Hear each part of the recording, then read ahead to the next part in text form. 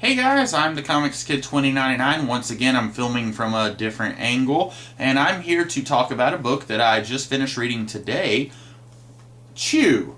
This is written by John Layman and drawn by Rob Guillory.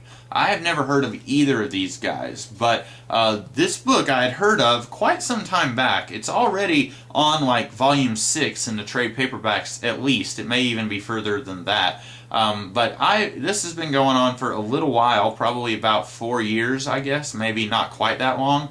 And all I knew about this book was that this guy, Tony Chu, C-H-U, he was a character who had the ability to eat anything, and then he gets psychic impressions of that thing from before it was eaten by him. So if he eats an apple, he can get a psychic impression of who picked the apple, what kind of pesticides were used on the crops, and where it was picked. He can get different ideas of what's going on with that thing that he is eating from before he ate it. Or if he eats a hamburger, then he can tell, oh, okay, this is how the cow died before it was turned into hamburger meat. Stuff like that. It's a very unusual superpower, and that's about all that I knew about Chew. I didn't really know anything else. I had heard some other stuff that I had forgotten, and so as I was reading this book, a lot of it was coming back to me.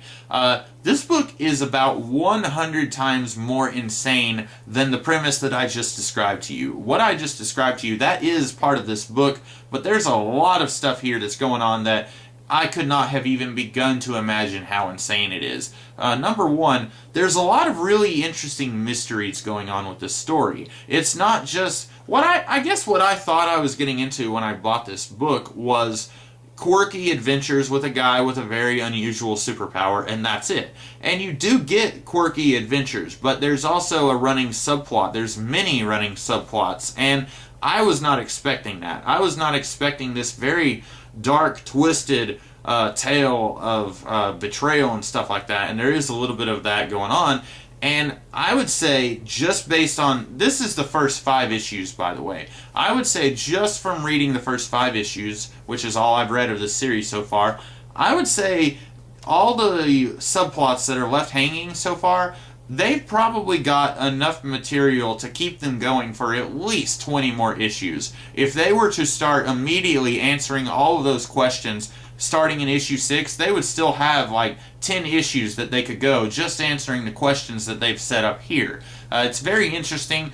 Hopefully, knock on wood, hopefully it's not one of those series where they set up so many questions and mysteries that they are unable to answer all of them, and then we're kind of left disappointed that they didn't answer all the questions. Sort of like how Lost had a lot of questions, and admittedly they answered a lot of them by the end, but they didn't answer all of them. I really hope that this doesn't get to a point where it's setting up so many questions and mysteries and stuff that it's unable to answer all that stuff. But I don't have a whole lot more to say about this. I think you guys should read this.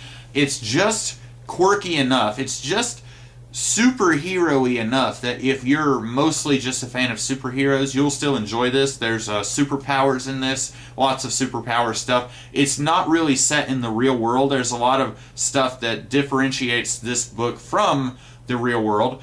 There's enough of that it's just connected enough to the superhero genre that you will be comfortable if you're reading this, but it's just far enough from the superhero genre and just enough outside of the box that you will find this very interesting and engaging, I believe. There is one thing.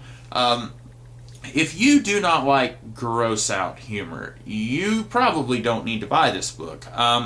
There's a lot of since this character, he has the power to get psychic impressions from stuff that he eats, naturally, being he's an investigator for the FDA, being in a position where he has to investigate weird mysteries and stuff, he has to use his power in ways that are extremely disgusting. I find myself to be, for the most part, very unflappable. You can throw just about anything in a book or on the TV, and for the most part, I'm not really going to cringe and say that they went too far. This book goes very far, and even though I was thoroughly disgusted about half the time when I was reading this, I still definitely enjoyed it. And I think if I was to tell the creators of this book, hey, this is disgusting, I think that they would find that to be a compliment. I think that's what they were going for.